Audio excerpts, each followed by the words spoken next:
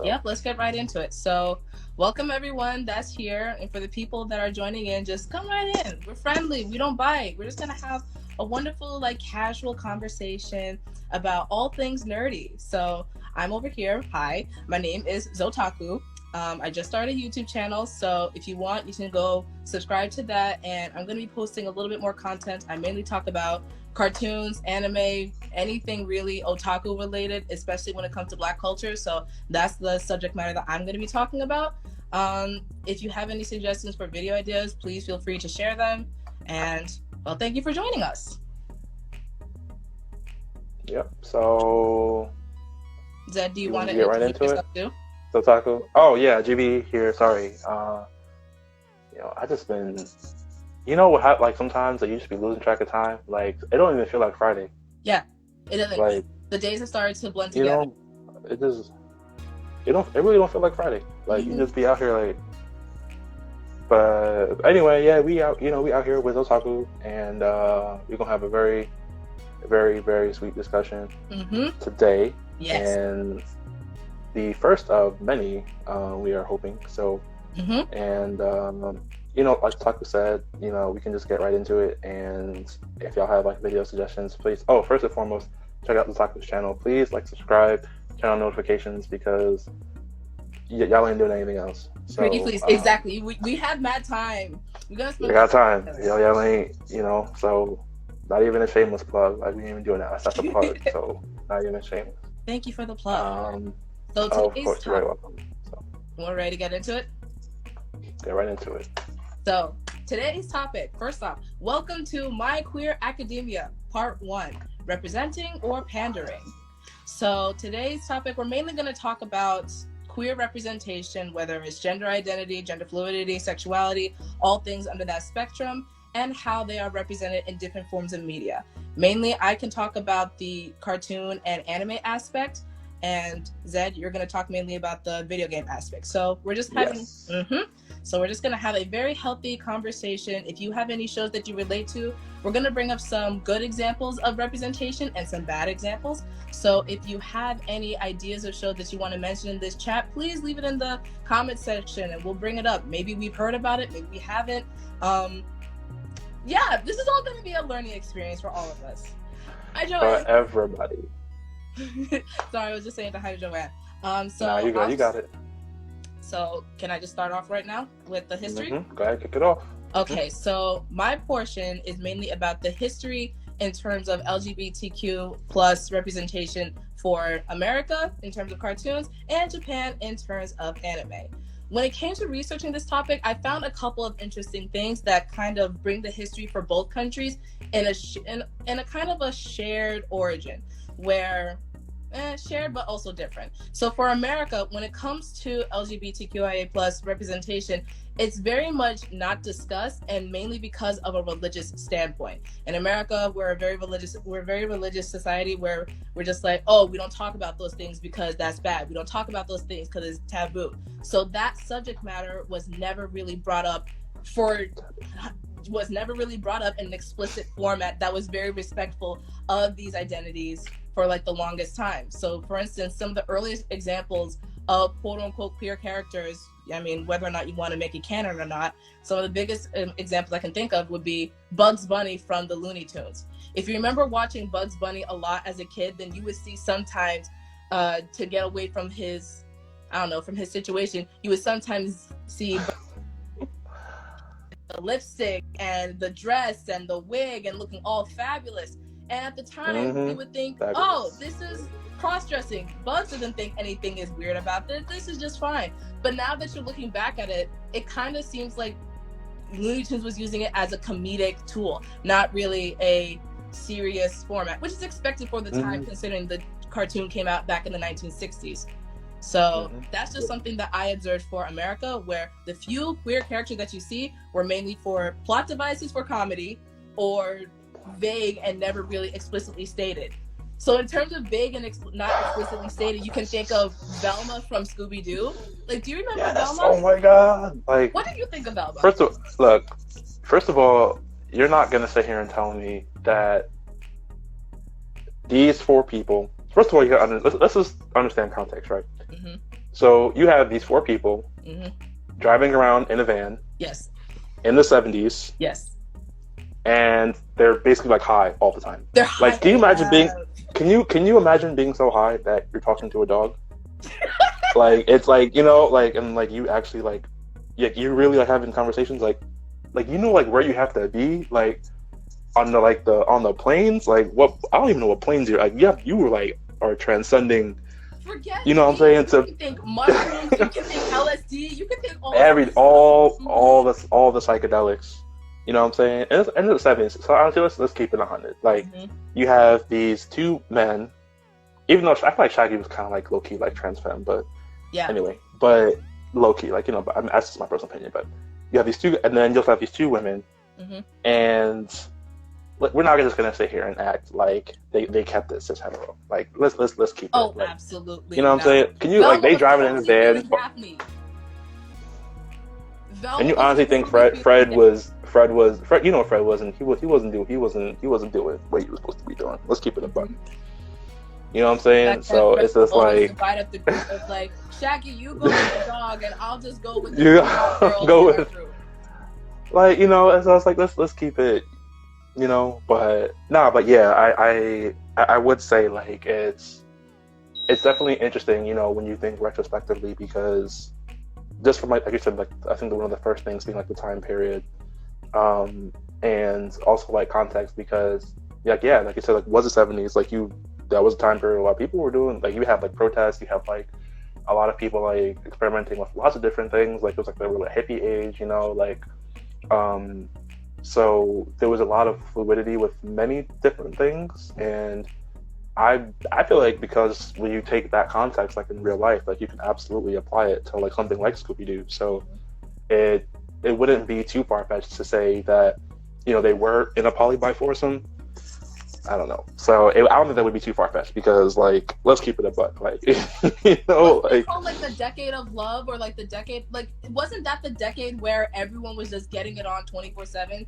Like, yeah, I wouldn't be surprised. Like, you know how many people, like when you talk to people like who were from there, they'd be like, oh yeah, we went to Woodstock, we were doing this, or people who actually did that, or like people who were like, you know, like everybody was out here, you know what I'm saying? So it was like, in a way, when you think about it, it was also, I guess, in a way, a form of resistance, because you were kind of like rebelling from societal norms of like, because like you think about it's the 70s, so like you also had, well, it was mostly like, you know, like white women, but you had like this women's empowerment. So you had like white women, like you had more women like in the workplace, like quote unquote wearing pants, you know, because like actually fashionably, yes, like they were, because like that wasn't seen as like, I was seen as like a more man, you know, thing, or like mask dress, you know. So you had like all these different types of rebellion and resistance, which basically said F you to the status quo, you know.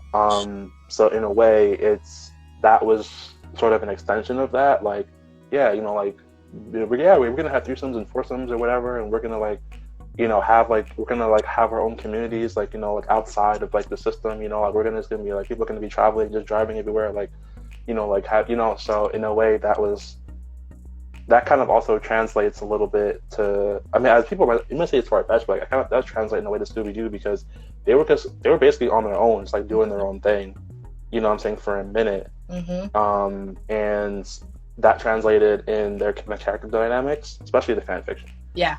But yeah, to answer the fan fiction, they be going out there. But yeah, to answer that, like, yeah, I would absolutely agree that it was far from cis heteronormativity, like, especially in that show, in that context, because when you look at it now, like, it's not applicable. But then even notice how in this discussion that we're having now about the heteronormativity or lack thereof in Scooby-Doo, we're kind of grasping at straws. So like back in the day, you didn't have anything that was explicitly laid out. Where, yes, this is a queer character. Yes, this is a non-binary character. Yes, this is, like it was all wrapped in a veil of ambiguity, which is kind of frustrating, where you have all of these people with different identities back in the day, and all they can do is just grasp at the one possible chance that this character that they love is representing them, and that's not even canonized. So we moving from that to now in present day with cartoons, everything is laid out in the foundation of the show itself. Like, we could talk all day about the amount of representation in Steven Universe alone. Yes, that's true. You could write actually volumes of dissertations on that, actually. Mm-hmm. So, And that explicitness wasn't a trend until just this past like 15 years. Within this century, that's the only time we were able to have any defined lines, defined identities, defined anything. So you're going from 50 years of ambiguity to all of a sudden everyone has an identity that matters to them, and it kind of went from 0 to 100 real quick. Like no, that and is how I would say it. no, yeah, and you touched on a very something that was really important at the beginning about how it really started off as like caricatures and it started off as like comic relief, plot devices, and then when you take the evolution of it, like yeah, it was like a lot of like binaries, like one example obviously being like one of the most prime examples being like Will and Grace, right? Like probably like one of like probably like like prime example, but even though it was again like you had binaries, it was like you had to take certain steps in order to get to in order to get to your goal. So it's like sometimes like you have to kick the door down, like let's just keep it a buck, right? Yeah. But also sometimes you have to, not you have to, but sometimes things have to be but sometimes things are made more palatable for consumption. So that way, as you go further down the line, it's like it doesn't seem as abrasive, or it doesn't seem like people are saying, "Oh, things are forced." I mean, I could care less about that now, but when you do have like like an iconic show, like I mean, I never watched it, but I know it's like a really like iconic show, like Will and Grace, like and how important that was, like Queer as Folk, like these shows, like it really allowed not an entire, but it really opened the door for many things that we have, right now, because, if you think about like in the 80s, like, like we had like out here, especially in New York City, but like everywhere, like HIV/AIDS pandemic was everywhere, and like especially like a gay community was like it was bad, like and then like you had a little bit of a turn in the 90s where you had like more, it was more, I guess, socially accepted, like things like androgyny and like bisexuality, like but still, like it was in an overabundance where you had just over the topness, flamboyancy, and that exactly that's what and like their character trait instead of them and that was more that makes palatable. Yeah, but yeah, like I think like that was important that you stated that, because of like where the origins were and how things started, and where things are now, like you stated, Steven Universe, like, and how how eloquently and how deliberate they are about creating certain characters and how creating storylines and making the writing as deliberate as it is without crossing the line of pandering. So which we'll get to, but I think it's like it was really important that you stated like the origins, like going back to Bugs Bunny, how like it's comic relief and plot devices, because it allows you to understand and see where how far things have come, but also at the same time that there's still a lot of work to do. So yeah. When you said 90s character, a character that I thought of was, do you remember him from Powerpuff Girls? From Power, yes, oh my god. What is your opinion on him? Because I didn't know how to classify him. Like, I understand that he's like an ominous being that is so terrifying you never want to speak his name. You can only refer to him as him. But then on the upside, he's like a flamboyant cross-dresser and he's just wearing fabulous clothes. What do you think of him as a character? Yeah.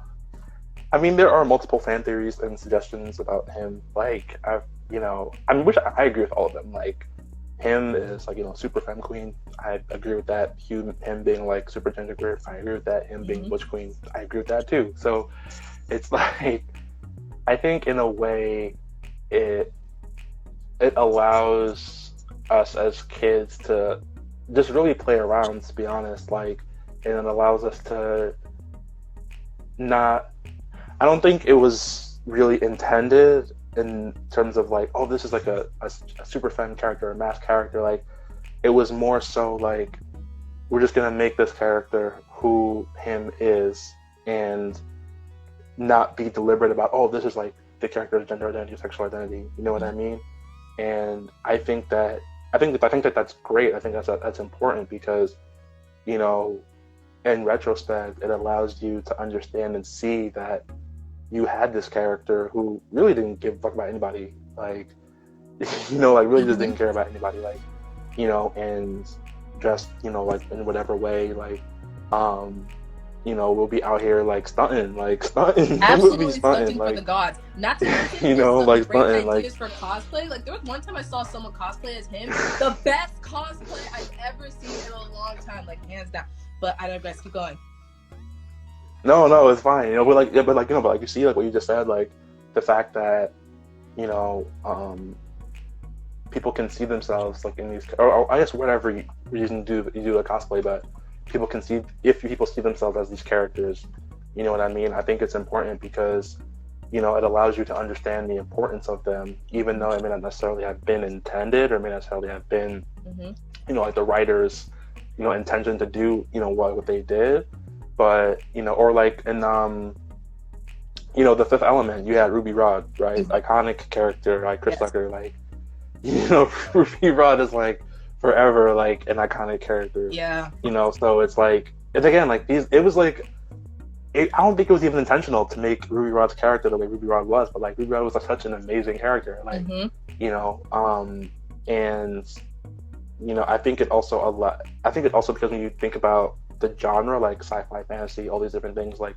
that gives you the opportunity to create these characters without necessarily being deliberate about, oh, this character's like queer, this character's that, you know, but just allows you to consume and allows you to just enjoy the character for who they are. I mean, yeah, don't get me wrong, I think it's important that you can be deliberate about it. I don't doubt that.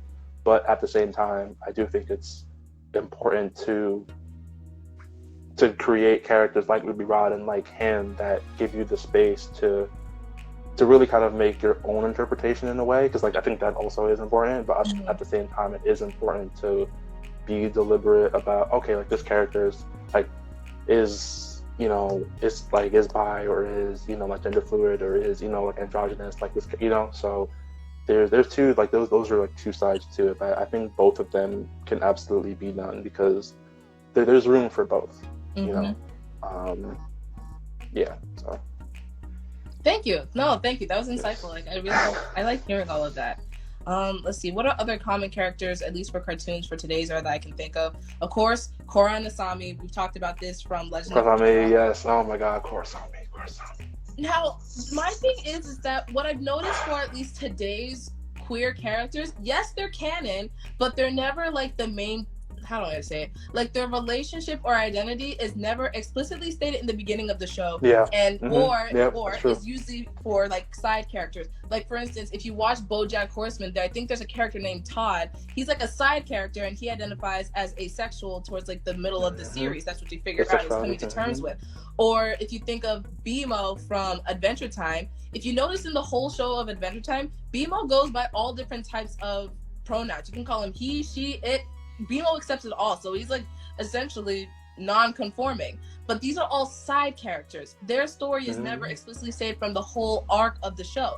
Like if we're talking about Adventure Time, in the beginning for most of the series, most of the love was between Finn and Princess Bubblegum, who now we figure out is bisexual by the end because she ends up with Marceline. But again, like all of that queerness is put to the end or pushed to a side character. Just aside. Yep, I agree. It's sad because, you know, a lot of that is intentional, you know, when you really realize it, because when you understand that, you know, the fact, because, you know, it's heteronormativity is everywhere, and that a lot of folks are really hesitant to take leaps of faith and to really put things, you know, out there. It's it is disheartening in a way, you know, because especially, you know, for youth today, it is important to like see these characters and see these people, not just youth, like everybody, but especially like, you know, like Gen Z, like, you know, like to be able to see yourself like in these characters. Because I can't tell you like how, you know, like even, I mean, we went to the comic expo, you know, like you saw like the Steven Universe, like you know, cosplayers, like, you know, like the impact that like Steven Universe has, you know what I mean? And you know, it's important to understand that when you're intentional about it, like the impact shows. You know, so it's and the thing about Korosami, I'm like, yo, like y'all. First of all, we've been new. Like it was pretty let's much keep it like a buck. history by like the For end a of season minute, 3. like, and I hated Mako. He was such a tool. Like, Yes, I mean, okay, I'm not saying hate. I just heavily disliked him. Like, he's such a tool. Like, Bolin was such a sweetheart. Like, I loved him like so much. He was amazing. Like, and Mako wasn't but ignorant and anyway, obnoxious. yeah, he was so super obnoxious. I'm just like it. But it's And then which the we way could that go he on got about. salty, that like Korra and like I don't know, he got salty so many Yeah, times. like he got salty like so let many them live. times. They both dated Let you, them live, had right? terrible Like, experiences with you, and let them share their happiness with each other. Don't you think that you're the problem? Like, like, oh my god, like he was emotionally unavailable, and he was also like manipulative, and I don't know. It was just, but like, yeah, it was clear that like, you know, Korra and Asami, like, and I'm like, it was obviously confirmed canon too that, you know, like that Korra is bi, but it's like we had to wait all the way until the end, and the last episode, even the last episode of the like last of 4 seasons, of the last episode, last moment of season 4, and even then we barely got anything. So, you know, it's like it's really disheartening because, you know, there's a lot of, I mean, I wouldn't say necessarily queer baiting because her character has been confirmed, but it kind of borders that because you're giving us all of this context and you're giving us these scenarios, you're giving us dialogue that really hints towards it. Ambiguity, the veil of ambiguity. Yes, ambiguity everywhere. So you're giving us that ambiguity everywhere. And it really isn't fair because, you know, it's understandable that this is where her character is going and this is what her character can be, but you're just denying her of that. You know, and you're denying the community of that. So it's just like really hurts, you know, because this is something that is important and essential to the character, and you can make it important and essential to the character without making it too much. But I do think that there is a line between making, you know, their identity, certain parts of their identity, like their gender, sexual identities, like key, like and important, but without doing too much, because like we've seen when it's done too much. Like you don't have to put it in our face, like, you know what I mean? Like you don't have to shove it in our face. Okay, we get it. Like, but you can make it a key and essential component to the character. And yeah, with Korra, I feel like also like fan base is like super hella misogynist. Like oh my god, like, the Korra fan base is like, oh my god, like it's hella misogynistic and sexist. Like, excuse me while I drink something. no, it's fine. Like, yo, like hella misogynistic, and I mean we can go into that too, but like it's just, yo, like it's hella sexist and misogynistic, especially Korra. Like the amount of hate that she gets, yo, like it's disgusting. But it's so much hate. But yeah, she can never compare to Aang. Well, she's not supposed to. Hey, and I'm like, exactly. That's supposed to compare. She's her own. She's her own. You can't compare two different people, exactly. 2 different timelines, 2 different experiences, 2 different gender. You can't compare the two. It's not supposed to be. First of all, they were 100 years apart, number one, and also at different elements. They grew up differently. Like that's like trying to compare freaking like Roku or, you know, to Aang, or Roku to Korra, or Kyoshi, who I love. Kyoshi's amazing. I love Kyoshi. Kyoshi's a bad Avatar, what's her name? No. But the first one, yes, Wan. Avatar, like, you know, the first one, you know, like, you know, and like in his journey too, like, you know, and how like he was really struggling just to find out who he was. Like he didn't like, or like Avatar Yang Chen, you know, like how she was an airbender too. Like, but she was like, but even like her, like if you can like Avatar Yang Chen, she was like, nah, like, you know, I had to like completely remove myself, and, you know, I had to like deny myself and like, you know, do what I had to do, even though Aang said no. Like, but you know what I mean? But it's like, yeah, so it's, yeah, but the comparisons, it's not to digress too much, but it's like, yeah, like it's, and fan base is toxic. It's very, very toxic. But now if we were to move into the realm of anime, it'd be a completely different discussion.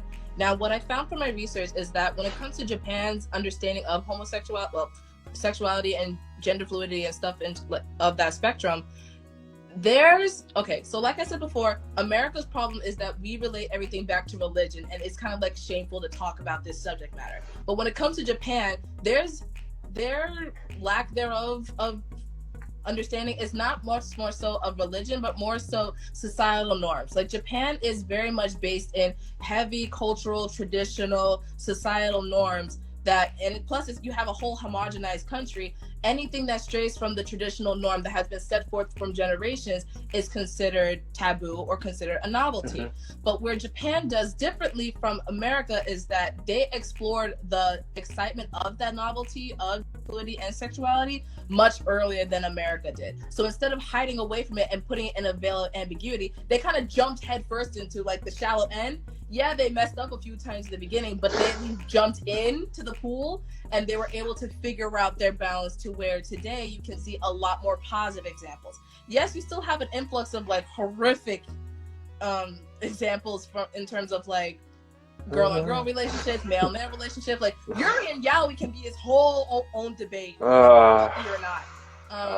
Yeah, so it's that's just interesting seeing that dynamic, seeing the history of where America came from and where Japan came from, and how both of those histories kind of led to what we have today in terms of media.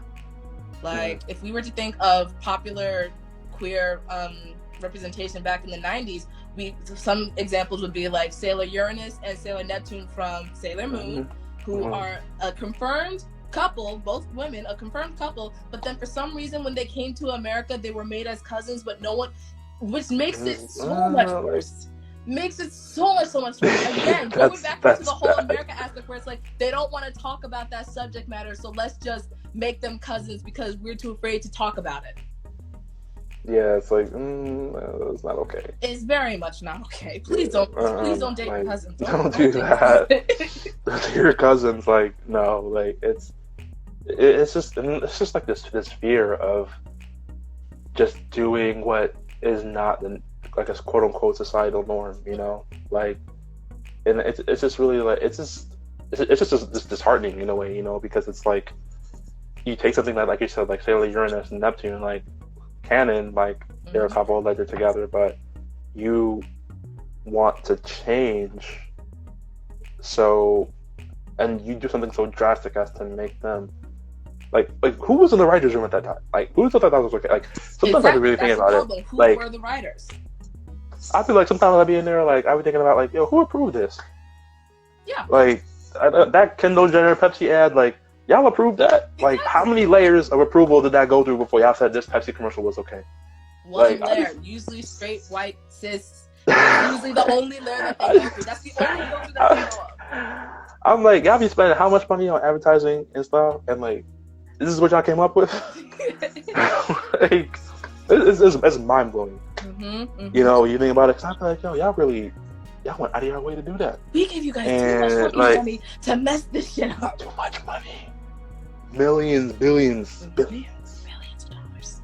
It's $billions. Like, it's, oh my god, a mess. But yeah, like it's going back to what you said. Like it's even just thinking about if things have changed at all, it's kind of like not much really, because you know that was 30 years ago. Like which is wild, right? I guess it's 2020, so 1990 was 30 years ago. So you know, in a way, you kind of want to look back and see like if things have evolved, to like, you know, at all. But like, have they really? Like, have they really changed? It's kind of like, which is an important question. You're kind of like, well, I don't really know. Like, have things changed? Like, are things different? Are things the same? Are they worse? Like,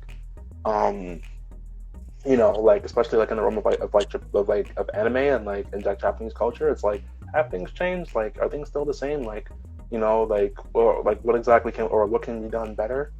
For Japan, you know, things have changed. Things have definitely changed for the better. The problem is when they bring it to America and America gets its full hands on it and messes things up. That was the problem with Sailor Moon.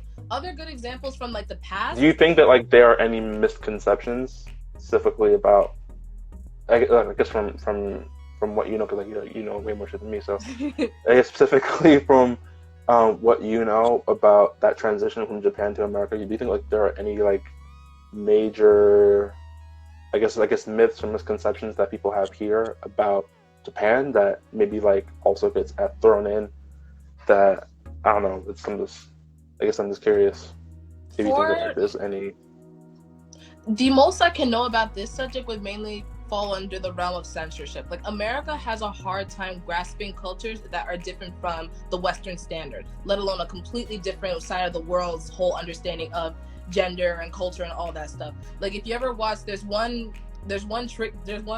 episode from Pokemon where you have Brock who's eating a rice ball. It looks like a rice ball. In Japan, it's considered a rice ball, but in America, the 4Kids translation made it a jelly donut. So again, that goes into America being like, oh, we don't want anything that's too weird for the kids to be able to grasp.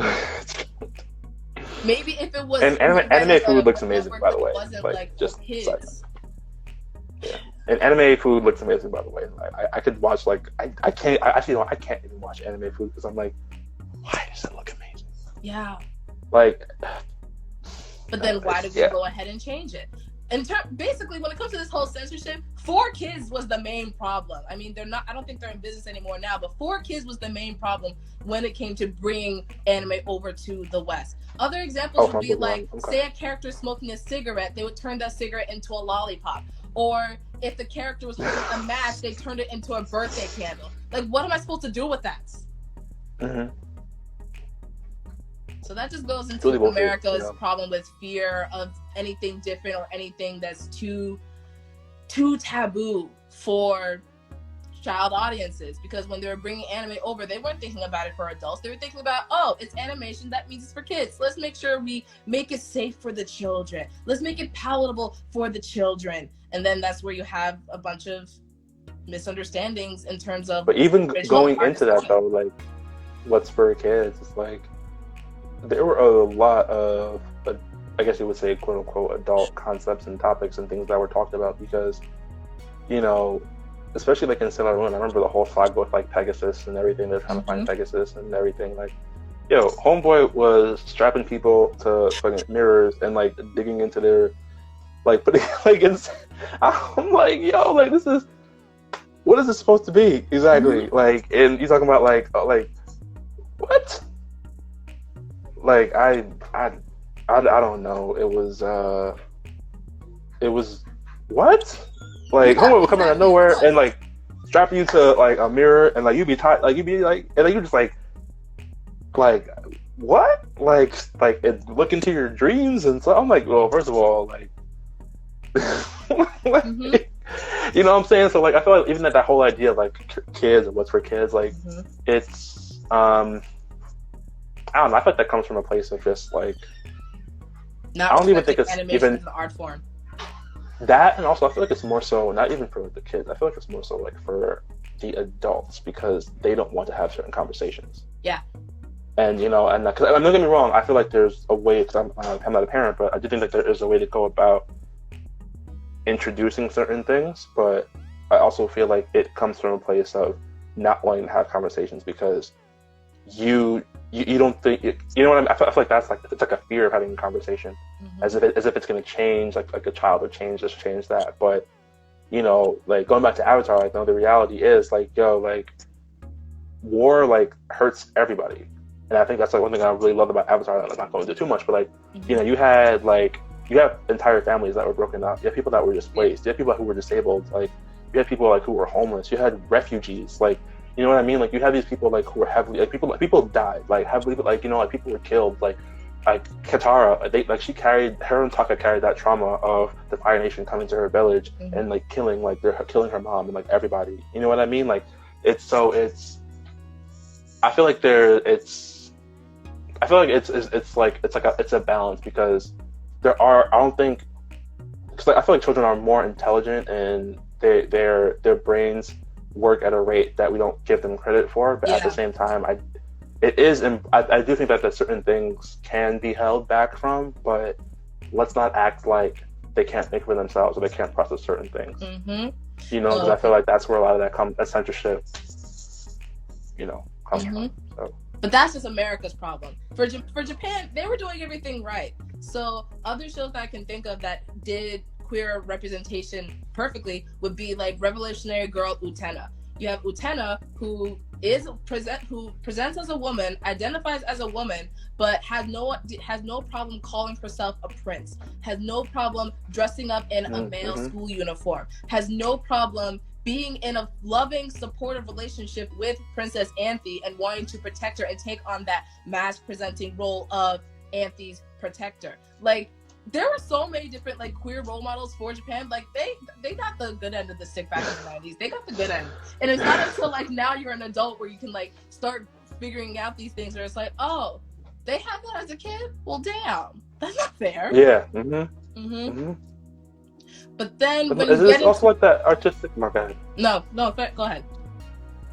No, it's also like just kind of like piggybacking off of that.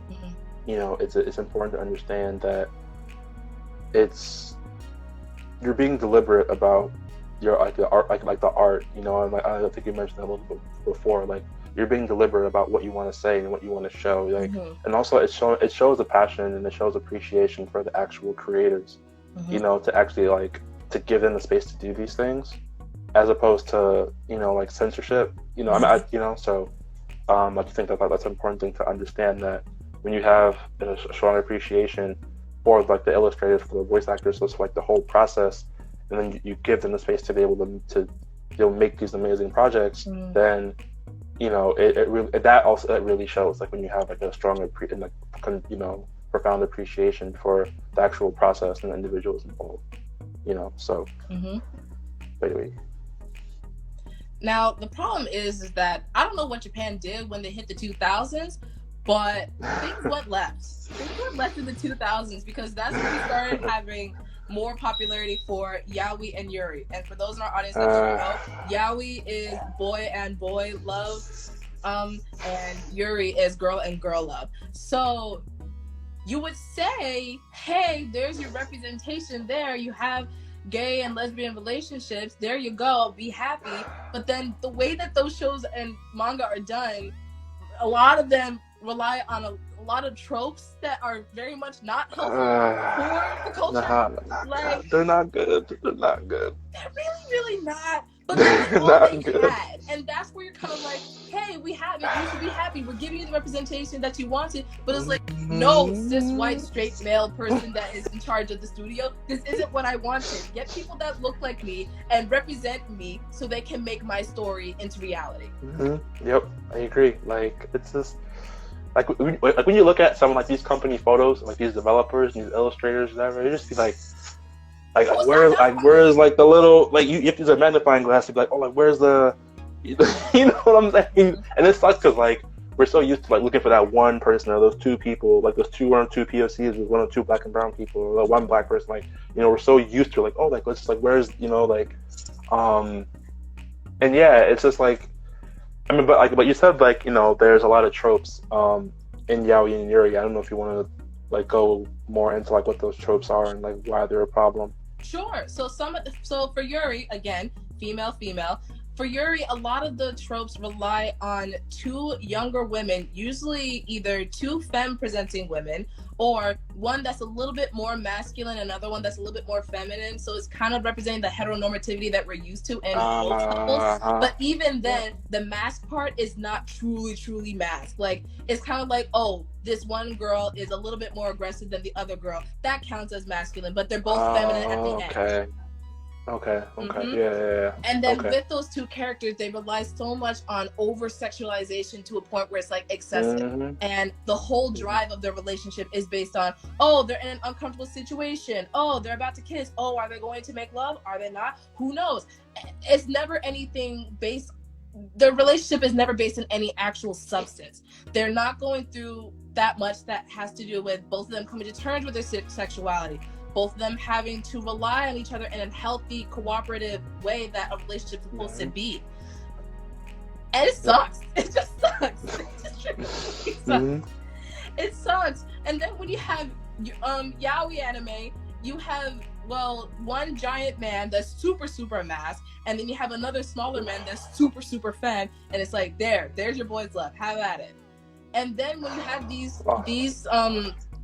this material for like yaoi, the biggest fan base isn't usually men, it's usually women. So a lot of problems that Japan has is that they're creating narratives of gender fluidity and sexuality fluidity for the straight gays. So everything is for the straight audience. It's never made for the queer audience. Like it's and it really stinks too, you know, because it's like it's they take things like, you know, like you said, fetishization, Mm-hmm. you know, and I think it's actually interesting that you mentioned that the with Yaoi and Yuri, because I think about it's wild because like you just said that, because I honestly what just came to my mind was what was it in Metal Gear Solid 3, the relationship between what was his name, the Major, Rykov and Volgin. So Volgin is like this super like giant like dude, like soup like massive like muscles, arms. He must be at least 7 feet tall. Like, I mean, Like I'm exaggerating, but like he's yeah, super like deep voice, like square rectangle head, like Wow, that's you know what I'm very saying? masculine. Okay. And then you have like Major Rykov, who's like this, you know, like short, petite, like, you know, like white hair, like, you know, like twink body, like, and you know, they're in, long hair, long feminine hair.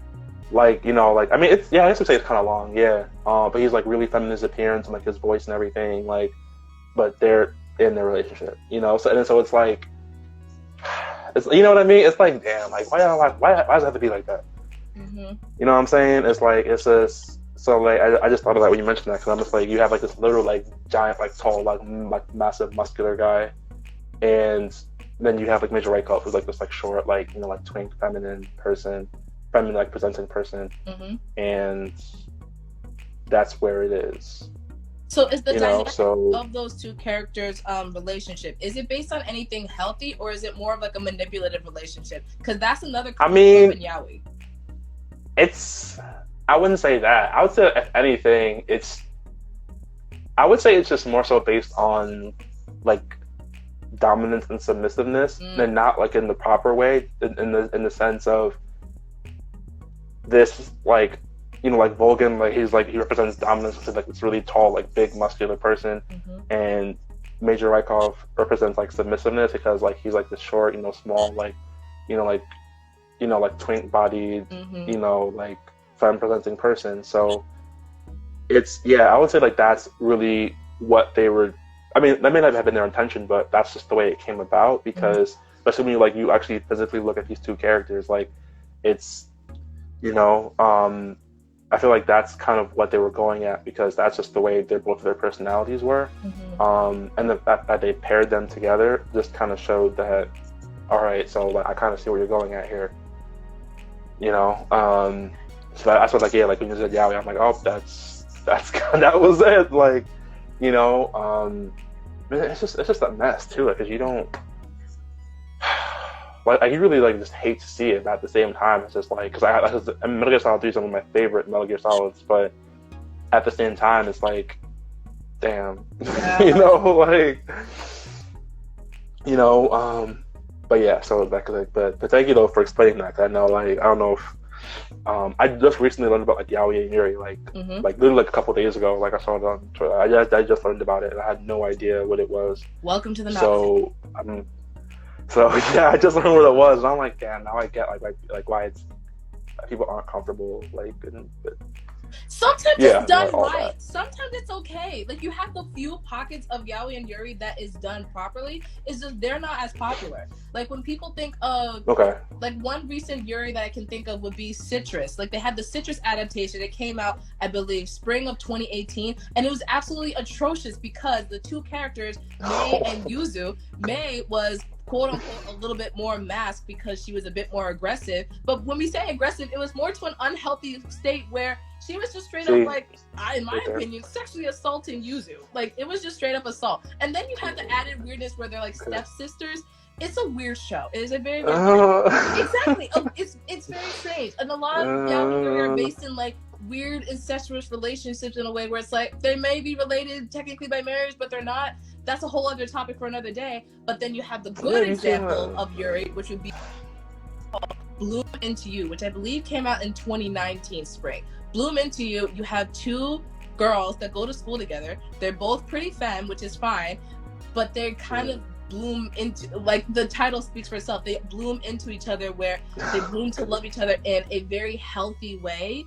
and it shows a mutual respect for one another, love for one another, communication. And I think that's a proper example of a lesbian relationship. So you can do those things right. It's just the yaoi and yuri that's more popular tends to be the ones that are based off of fetishized tropes for the straight gay, and then again written without anybody that represents us in the writing rooms. Yep. 1000%. You know, and it's when you really think about it, you're like, damn, like these really are the people writing these things.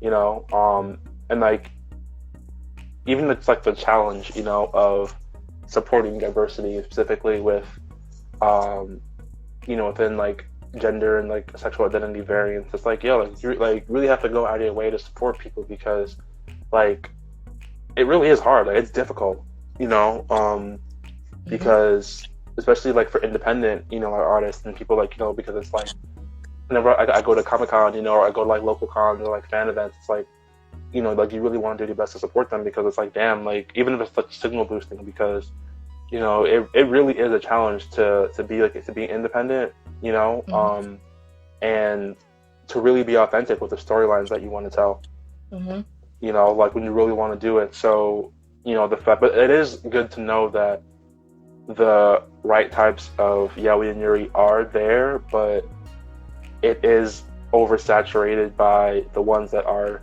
rooted in fetishization, the ones that are rooted in, you know, tokenizing, you know, the ones that are like solely for, you know, for straights, you know, to fetishize that basically. You know, and then that it's just like it just goes back to like, you know, like what's palatable and what isn't. You know, like it goes like, oh, this is palatable and this is what, you know, they like, you know, like this is like we're catering towards the straights, you know what I mean? So it's like, you know, as opposed to like really being mindful and intentional about the audience, you know, because like I feel like you really have to be intentional about your audience, but if you don't do that, this is your result. Yeah. You know, it's like, oh, like money, like we were getting, they're paying for it, so. And then you think you're about to give yourself a pat on the back, like I did a good job, I did something good for the gays. No, you didn't. You didn't help us. Nope. You didn't help us. You helped yourself, and you helped us watching us for fan service. But you didn't tell our story. You told your story. Well, you told your wet dream. That's what you told. Right? Like they don't like it. Like who am I supposed to, like who's supposed to accept that? Exactly. Who? Oh. Because it's like, who's supposed to accept that? I don't know. I'm just like, it just really makes you wonder, like, you know, like who exactly like are these stories really being written for? You know, and like who, you know, like are, you know, LGBTQIA plus people really going to be centered? You know, as opposed to like just given bits and pieces. You know, and just like being given scraps and saying, oh, representation, but you know, it's not really. You know, like and I feel like you can be intentional about certain things without making it deliberate. You know, like honestly, because I think about like one of my favorite, like not my favorite, but I didn't even really think about it, but I think about like, he went by Mary Reed, but also James Kidd. She was in Assassin's Creed 4, Black Flag, and you know, he was a pirate, you know, and like he was dope too, but like, you know, but like he has like he like presents as like a pirate, you know, and you know that when you're playing as the main character, there's this one scene where they're plotting to raid a camp, and then you know, Eddie's like, wait, your name's not James, is it? And then he replies, oh, not most days. Yeah. And you know, but like. And I was like, I mean, I never really realized it, but until I saw like cutscene again, I was like, yo, like, you know, and I'm just like, yo, like, you really had, I mean, I guess, in my opinion, like, someone who, like, was genderqueer, but, like, it may have been just for, like, to protect their identity, because, like, to be a pirate, but at the same time, like, you know, James Kidd really was, like, a great character, and it's not that they killed him, but, like, it was, but yeah, like, it wasn't too over the top, like, they didn't push it, like, you know, like, you kind of did question. I'm not gonna lie, when I was playing through it, I'm like, is James, like, I don't know, kind of like, you know, because you kind of like have your suspicions. You're kind of like, I don't know. But then like, but like, you know, like the developers didn't really confirm anything, but like it's mostly like fan theories and stuff. But yeah, like, you know, I feel like that gave us the space to be able to see someone like who was like fluid and like their expression, and even like and like identity too. He went by Mary, also he went by James Kidd. So it's like, and it wasn't forced too. It wasn't like in your face, like you know.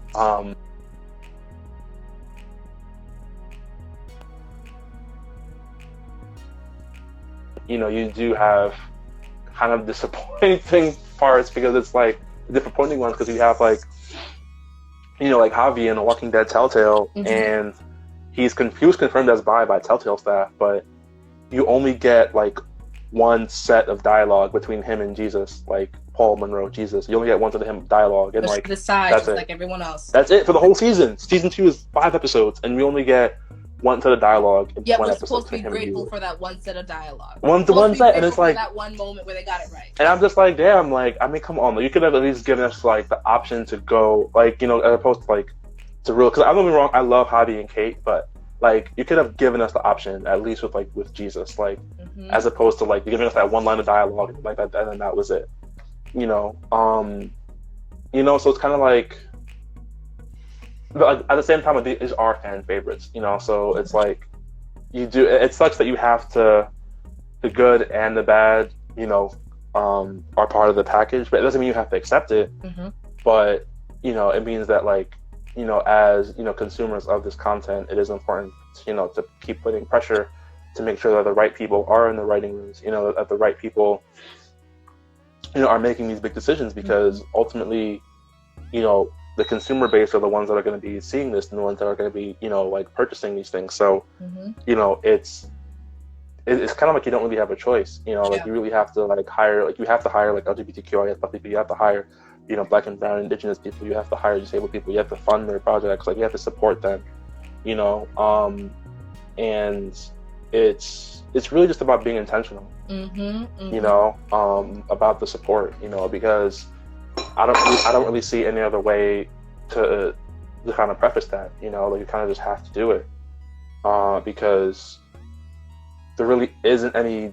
You can't sugarcoat it. You can't go around it. Yeah. You know, like there's no way to tiptoe. Like, I mean, I know you mentioned Steven Universe, and I don't know if you want to go more into that. Like you mentioned that they're really deliberate about like their characters and like the writing of like their storylines. Like, so I don't know if you wanted to talk more about it. I could talk a little bit more about it, but I do have one question for you, actually, going off of the characters that you mentioned from the video games. Yeah. So we had talked about how before, when it comes to Yaoi and Yuri, they rely on a lot of tropes to get those queer stories across, negative tropes. Do you feel like in video game characters, they rely on tropes as well? Like, do they rely on certain things that just are not right, but they do it to make it sound right? If what I'm saying makes sense? Yeah. What are some examples? Because I'm actually curious, because I don't know much about video games. I mean, yeah. I mean, I feel like there's a lot of binaries. Like I would take Fallout as a perfect example. Fallout New Vegas is like an open world game. It's like it's Fallout New Vegas, like is the most popular one in the franchise. So basically, you choose your character who's like, you know, a man or a woman, and you go out in the wasteland and you have to solve your own death, basically. And so basically you have the option of whether you're a man or a woman, you get certain sets of dialogue which allow you, based on like certain skills that you have, it's like your bartering skill or like your luck skill or your charm skill or whatever, like depending on where they are, that gives you a set of dialogue to be able to talk or flirt or like to negotiate with like someone who is of the same gender as you. And also there are like queer characters, like there's I think Arcade Gannon, like he's gay, and then you also have like trying to think who else. Rose of Sharon Cassidy, like she's bi. Trying to think. So there is like your share, but at the same time it's very cis. And it's very binary. Like it's either like, I mean, don't get me wrong, there is like a bisexual character, and you can also like explore that route as well, like if yourself is your character, but it's very binary. And that's something that, you know, I guess I've personally noticed. I mean, I'm sure that, you know, and also like in like my frame of view is limited to certain types of gaming, but That's just like something that I've noticed, is that it's very binary focused, and also like very cis. Like that's something that's really like heavily pushed, and it's kind of challenging because you know that things can be pushed beyond that, and you know that it is possible, to have like like to have trans characters. I think that there was someone mentioned it, and I think in the Final Fantasy, I think 7 or 8, one of like the remakes, that there was like a trans character, but I'm not too sure, but about that. Question: do you have something that But came up yeah, on your phone that says 1 minute or 2 minutes remaining? yeah, because like if it's like 2 hours, I think like it cuts off at 2 hours. Gotcha. Okay, gotcha. Okay, continue. Yeah, it cuts off at 2 hours, but yeah, I think it's important to understand that there definitely has been a journey. Don't get me, and I think one of the good things about gaming is that there are so many different genres, and that allows you to be able to go different routes. Like, you have like sci-fi, you have the fantasy routes, like, you have all, you have like, what I mean? Like, there's so many different genres that can give you the space to do so many things. But at the same time, like I was saying before, like, it is important to be intentional about it. Like, you know, um, you have to be mindful of the fact that because you have this freedom, there also comes a responsibility to make sure that you're making sure the right people are telling these stories. Yes. You know what I mean? So it's not just about just giving us it's not just about giving us like this content, but being intentional about it. Like, I don't know, have you heard of The Last of Us? Like, it's like a really popular game that came out. Yeah, so it came out in 2013. It was probably like one of the most popular games of the decade. Post-apocalyptic game, and one of the main characters, Ellie, she's queer. Well, she's been confirmed as being a lesbian, but